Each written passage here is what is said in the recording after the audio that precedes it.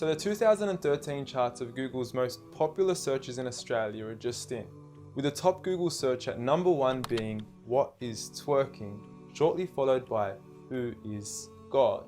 Now, on saying this, I don't think you have to be a genius to figure out which of the two questions is more important to be asking Google. I mean, one could potentially explain the reality of our existence, while the other would potentially leave us scarred for the remainder of our existence. And look, I know there's a lot of skepticism surrounding this issue, and quite frankly, I don't blame you. I mean, the meaning of God has been thrown around so often we forgot what it means. From some Zeus-like man in the sky with a big beard, to Thor, to a half-animal, half-human creature, to Kanye West shamelessly producing a track titled "I Am God" on his album Yeezus, to Eminem then self-proclaiming himself as the rap god, a new brand of clothing titled "I Am God", and who could forget Justin Bieber and his Believers. You affectionately refer to your fans as beaners. No, believers. And now I understand that most of this may be exaggerated, and many of these examples are mere semantics and plays on words that are probably being taken out of context, as let's face it, nobody actually believes in Bieber, and I highly doubt that Kanye West considers himself a god. When someone comes up and says something like, "I am a god," everybody says, "Who does he think he is?" I just told you who I thought I was, a god. And now, Kanye West smashes his head into a street sign really, really hard. Oh! Kanye! Oh, Kanye. Kanye, you okay? Sounds like Kay's got a new hit. A god. That's who I think I am. Kanye, you okay? So with all these misconstrued definitions of God, the least I could do is help clear the water and help us finally find out who is God. Well, to begin, let's start with the things that we all agree on. First and foremost, we're here. We just began and we exist. And like all things that begin to exist, they require a cause. Things don't just come out of nothing, and although at times we sometimes wish they would, they don't. If I told you that this glass sprang into existence, this glass made itself, you said Muhammad Ali's crazy. So in saying that, knowing the cause of us is crucial to understanding who God is. Although we are able to explain that we did have a beginning, as many leading cosmologists have affirmed, we are still left unanswered as to what was the cause of our beginning. And before you lash out saying, "Oh, but we can't see what happened before we began," or "you can't prove there was a creator," we say quite openly, neither can you disprove a creator. And by observing the reality of our world and our existence, its order, its structure, and the systems, I see no reason not to believe in a creator. But then one may ask, where did this creator come from? What was the cause of him? And it will go on forever and ever, which would most probably lead to us never have ever been created. So for God to exist, he must exist without a beginning, therefore not requiring a cause, making him eternal. He should also be transcendent from his creation and not bound by any of the realms he had created, whether it is time, space, or matter. For instance, when Steve Jobs makes an iPhone, he doesn't become the iPhone, he is separate. And of course, we could also argue that he is one. This makes the most sense, and it would also avoid any potential conflict between two disputing all-powerful gods with conflicting interests. But we still don't know which God is he. Are you Zeus? Are you Thor? Are you Yahweh? Well, if you agree with everything I've said up until now, you will realize that each of these gods don't fit into our established criteria of who God is. They are all created beings, they are not eternal, they have not created anything, they are dependent, and they require sleep, rest, oxygen, and food. So who is the one and only true God?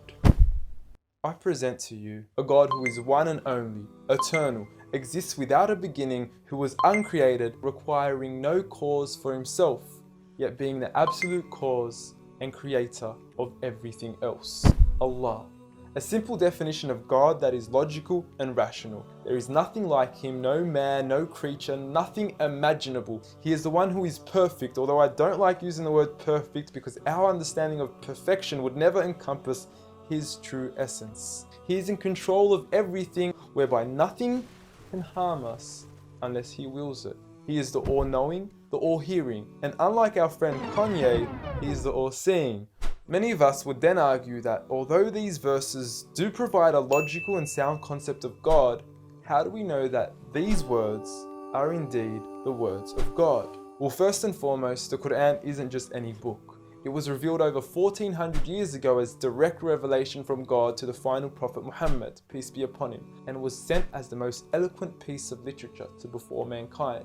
Revealed at a time where poetry was rife and to a population housing the best of poets, only to leave them speechless and at a loss for words. Now what is important to note is that the Quran doesn't fit in any of the known classes of poetry nor prose. Rather, it is a fusion of both that even to this day shake the hearts of Muslims and non-Muslims alike. It's almost trance-like. I mean, you can hear it's very euphonic. I mean, there's a lot of internal rhyme and end rhyme, and the rhythm is not predictable, and it's beautiful. Even to this day, the Quran remains incomparable and stuns humanity with its accurate references to science and history, from accurate descriptions of the human embryo to historically accurate references to the different rulers in the different Egyptian dynasties. And no matter how many times people will try to discredit the Quran on its authenticity, it remains standing. Will you please, at the very next science lesson, get some salt water, get some fresh water, and mix them and see what happens? The Quran says 2 seas, not 2 cups of water. And to those that doubt it is from God, the challenge is simple. Bring forth something that can compare. And now, although this challenge has been attempted multiple times throughout the past, history has witnessed that no man has been able to rival the Quran. But does this challenge still apply today?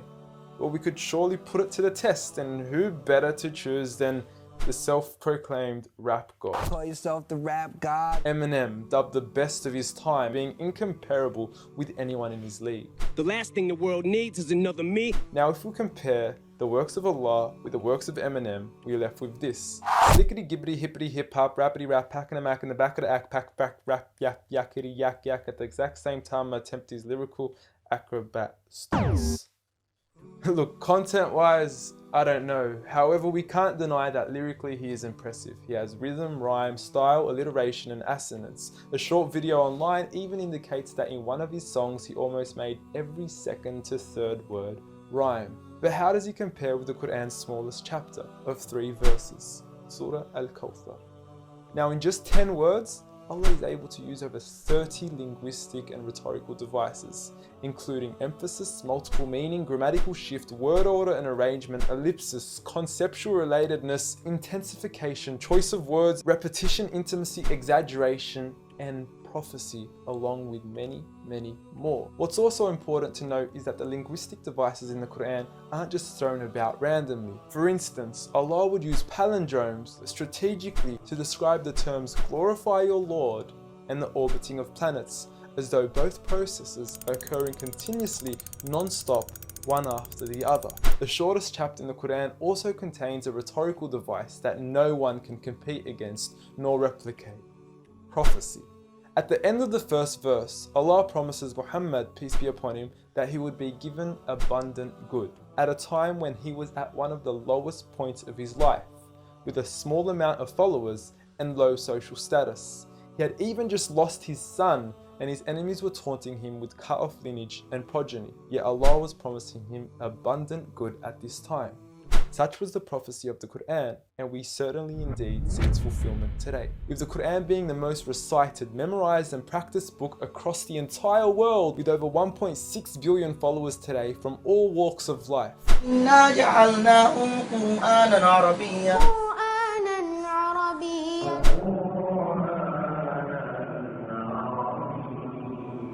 Now, I know many of you are probably thinking, okay, cool story bro, but what's the purpose of the Quran? Well, the importance is that it gives meaning to life, from our overall purpose of existence to why we're here and what happens once we die. God teaches us that each and every single one of us is being tested. We weren't created for mere play, we were created with a purpose, and that is to be obedient to God and His rules. Those who believe, there is reward, and those that don't and are arrogant, there is a punishment. And look, I apologize for trying to squeeze all this into one small video, but I've given you everything you need to know who God is and why we are here.